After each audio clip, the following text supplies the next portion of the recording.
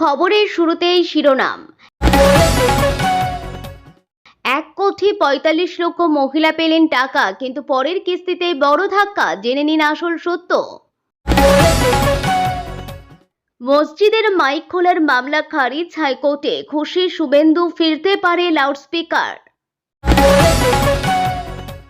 File ছাড়তে 10 লাখ ঘুষ, স্ত্রীকে মাধ্যম বানিয়ে টাকা নিয়ে সিবিআই এর হাতে গ্রেপ্তার কেন্দ্রীয় মন্ত্রকের অফিসার। বকেয়া ডিএ নিয়ে বড় সিদ্ধান্ত, এবার সরকারি কর্মচারীদের অভিযোগ শুনবে মালহোত্রা কমিটি। অন্নপূর্ণা যোজনার ফর্মে ভুল, বাড়িতে বসে এবার এভাবে করুন সংশোধন। আসছি বিস্তারিত খবরে। চলতি মাসের 17 তারিখ থেকে রাজ্যের যোগ্য মহিলাদের ব্যাংক অ্যাকাউন্টে জমা হতে শুরু করেছে অন্নপূর্ণা যোজনার নতুন কিস্তির টাকা। 21শে আগস্ট পর্যন্ত এই প্রক্রিয়া চলার কথা রয়েছে।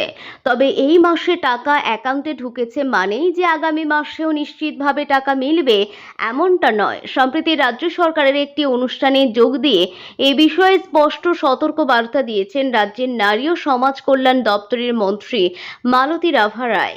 মন্ত্রী জানিয়েছেন, এই মুহূর্তে প্রায় 56 লক্ষ নাম নিয়ে বিশদ তদন্ত বা ইনকোয়ারি চলছে। বর্তমানে কেউ এই মাসের কিস্তি পেয়ে থাকলেও পরবর্তী সময়ে যদি তদন্তে প্রমাণিত হয় যে তিনি ওই সুবিধার জন্য যোগ্য নন, তবে অবধারিতভাবে তার নাম অন্নপূর্ণা ভাণ্ডারের তালিকা থেকে বাদ দেওয়া হবে। মূলত প্রকৃত উপভোক্তার কাছেই যাতে সরকারি সহায়তা পৌঁছায় এবং কোনো ধরনের অনিয়ম বা দুর্নীতি বরদাস্ত করা না হয়, সেদিকেই করা হচ্ছে কড়া নজরদারি। এদিকে যাদের অ্যাকাউন্টে এখনো টাকা পৌঁছায়নি তাদের ক্ষেত্রেও ব্যাংকের নথিতে কোনো ত্রুটি কিংবা ফর্ম পূরণের সময় ভুল থাকার সম্ভাবনা রয়েছে বলে জানানো হয়েছে। প্রসঙ্গত, রাজ্য সরকারের পক্ষ থেকে প্রতি মাসে যোগ্য মহিলাদের অ্যাকাউন্টে 3,000 টাকা করে আর্থিক সহায়তা দেওয়া হচ্ছে। চলতি কিস্তিতে রাজ্যের প্রায় 1,54,00,000 মহিলাকে উপযুক্ত বলে বিবেচনা করা হয়েছে, যা আগের তুলনায় অনেকটাই বেশি। তবে সরকারি কোষাগার থেকে এই বিপুল পরিমাণ অর্থ বিতরণের পাশাপাশি স্বচ্ছতা বজায় রাখতে জোরদার করা হয়েছে যাচাইকরণ প্রক্রিয়া।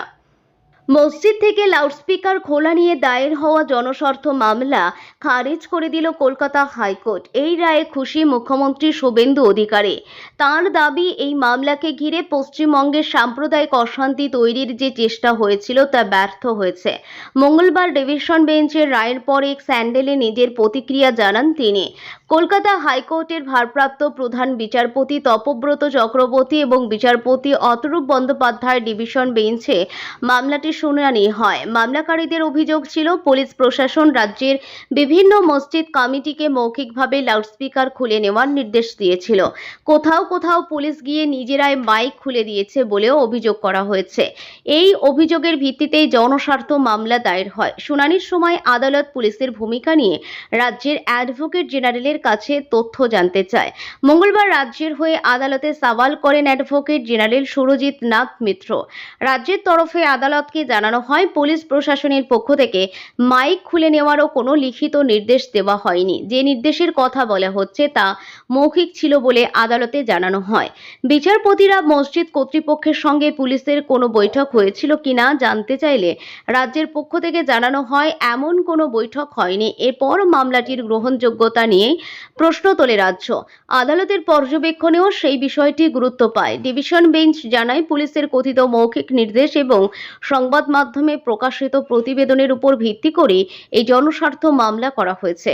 আদালত আরও উল্লেখ করে, প্রায় 4,000 মসজিদকে কেন্দ্র করে আপত্তি বা অভিযোগের কথা বলা হলেও তাদের অধিকাংশই মামলায় পক্ষভুক্ত নন। এই পরিস্থিতিতে মামলাটি জনস্বার্থ মামলা হিসাবে গ্রহণযোগ্য নয় বলেই মনে করছে ডিভিশন বেঞ্চ। সেই কারণেই আবেদনটি খারিজ করে দেওয়া হয়েছে।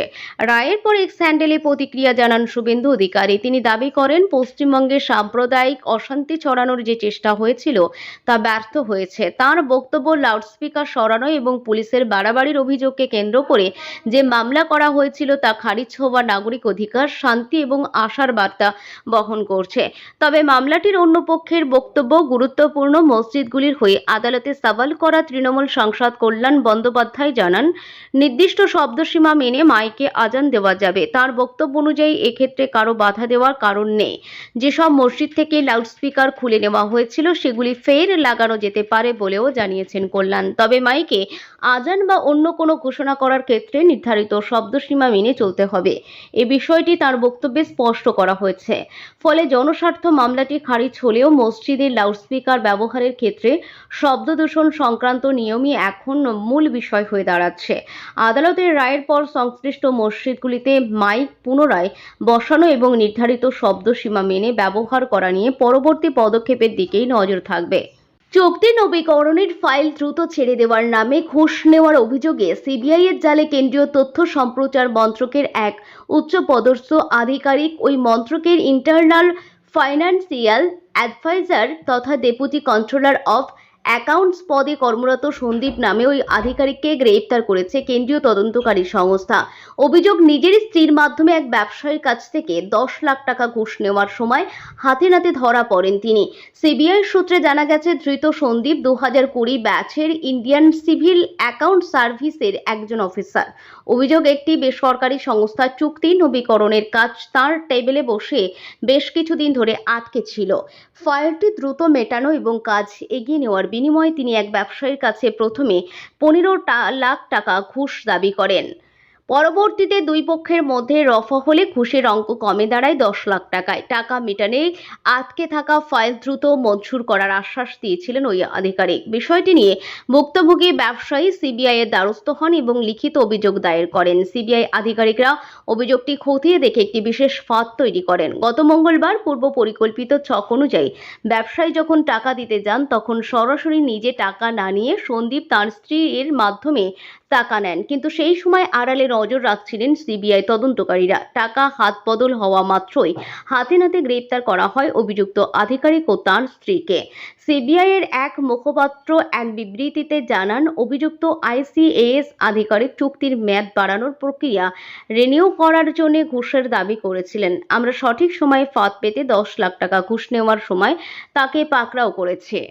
পশ্চিমবঙ্গ রাজ্য সরকারি কর্মচারীদের বকেয়া ডিএ সংক্রান্ত সব ধরনের অভিযোগ বিচার করে দেখবে সুপ্রিম কোর্ট নিযুক্ত বিশেষ কমিটি। বুধবার দেশের শীর্ষ আদালতের বিচারপতি সঞ্জয় কারোল এবং বিচারপতি পি.কে. মিশ্রর বেঞ্চ এই নির্দেশ দিয়েছে। অবসরপ্রাপ্ত বিচারপতি ইন্দু মালহোত্রার নেতৃত্বাধীন এই উচ্চ পর্যায়ের কমিটির কাছে সরকারি কর্মচারী সংগঠনের পক্ষে মোট 10 জন প্রতিনিধি তাঁদের বক্তব্য বা অভিযোগ জানাতে পারেন। এর মধ্যে 5 জন আইনজীবী এবং 5 জন কর্মচারী সংগঠনের প্রতিনিধি থাকবেন। মামলার পরবর্তী শুনানি অনুষ্ঠিত হবে 8 সপ্তাহ পর। শীর্ষ আদালতের রাজ্য সরকারের পক্ষে সলিসিটর জেনারেল তুষার মেহতা জানান, নতুন রাজ্য সরকার ইতিমধ্যে বকেয়া ডিএর 65% মিটিয়ে দিয়েছে, যার মোট পরিমাণ প্রায় 7,700 কোটি টাকা। তবে রাজ্য সরকারি কর্মচারীদের একাংশের দাবি, all India consumers price index মেনে কেন্দ্রীয় হারে সম্পূর্ণ বকেয়া ডিএ এখনও দেওয়া হয়নি। পাশাপাশি ডিএর টাকা কর্মচারীদের প্রভিডেন্ট ফান্ড অ্যাকাউন্টে জমা করা হলেও 2 বছরের লক-ইন পিরিয়ড রাখা হয়েছে, যার ফলে কর্মীরা এখনই সেই টাকা তুলতে পারছেন না। এই লক-ইন পিরিয়ড নিয়ে সুপ্রিম কোর্টের বেঞ্চেও বিস্ময় প্রকাশ করেছেন মামলাকারীদের আইনজীবী করুণা নন্দী। এ বিষয়ে সওয়াল করতে চাইলে দুই বিচারপতির বেঞ্চ পরিষ্কার জানিয়ে দেন যে এই সংক্রান্ত সব অভিযোগ বিচারপতি ইন্দু মালহোত্রা কমিটির কাছে জমা দিতে হবে। সাধারণ মানুষের জন্য চালু হলো অন্নপূর্ণা যোজনা ফর্মের ভুল সংশোধন পোর্টাল। অর্থাৎ এই পোর্টালে করা যাবে আবেদনে থাকা ভুল সংশোধন। অন্নপূর্ণা যোজনায় আবেদন করার সময় অনেকের ফর্মে ভুল তথ্য চলে যেতে পারে। সেই ভুল তথ্য দেওয়ার কারণে অনেক আবেদনকারীর আবেদন বাতিল হয়ে গেছে। আবেদনকারীদের এই সমস্যা দূর করতে নতুন পোর্টালে ফর্ম সংশোধনের ব্যবস্থা করা হয়েছে। কিভাবে সেই পোর্টালের মাধ্যমে ভুল তথ্য ঠিক করবেন রইল পুরো পদ্ধতি। ফর্মে ভুল থাকলে অন্নপূর্ণা যোজনার পোর্টালে গিয়ে ক্লেম বাই অ্যাপ্লিকেশন অপশনে ক্লিক করতে হবে। এরপর আপনার আবেদনের তথ্য স্ক্রিনে দেখা যাবে। পরিবারের যে সদস্যের তথ্যে ভুল রয়েছে তার নামের পাশে টিক দিয়ে সংশোধনের আবেদন করা যাবে। তথ্য ভুল থাকলে অ্যাপ্লিকেশন ডিটেলস ইনকারেক্ট অপশন বেছে নিতে হবে। আর কাউকে ভুল করে অযোগ্য দেখানো হয়ে থাকলে রংলি মার্কড অপশন ব্যবহার করা যাবে। এরপর সংশোধনের পক্ষে প্রয়োজনীয় নথি আপলোড করতে হবে। সংশোধনের জন্য Aadhaar card, voter card, PAN card অথবা রেশন কার্ডের মতো নথি আপলোড করা যাবে। নথির সাইজ 50 কেবি থেকে 200 কেবির মধ্যে হতে হবে। পিডিএফ, জেপিজি এবং পিএনজি ফরম্যাটে নথি দেওয়া যাবে। সব তথ্য এবং নথি ঠিকভাবে দেওয়ার পর সাবমিট ক্লেম এ ক্লিক করলে আবেদন জমা হয়ে যাবে। পরে ট্র্যাক ক্লেম অর্থাৎ অপশন থেকে আবেদনের বর্তমান অবস্থা জানা যাবে। এছাড়াও কোনো অযোগ্য ব্যক্তি ভুল তথ্য দিলে অন্নপূর্ণা যোজনার সুবিধা নিচ্ছে বলে মনে হলে অবজেকশন এগেইনস্ট অপশনে অভিযোগ করা যাবে। আবেদনকারী পশ্চিমবঙ্গের স্থায়ী বাসিন্দা না হলে, বয়স 25 থেকে 60 বছরের মধ্যে না হলে, কেন্দ্র বা রাজ্য সরকারের স্থায়ী চাকুরি করে নিয়মিত বেতন বা পেনশন পেলে, শিক্ষক বা অশিক্ষক কর্মী হলে অথবা আয়করদাতা হলে তার বিরুদ্ধে অভিযোগ জানানো যাবে।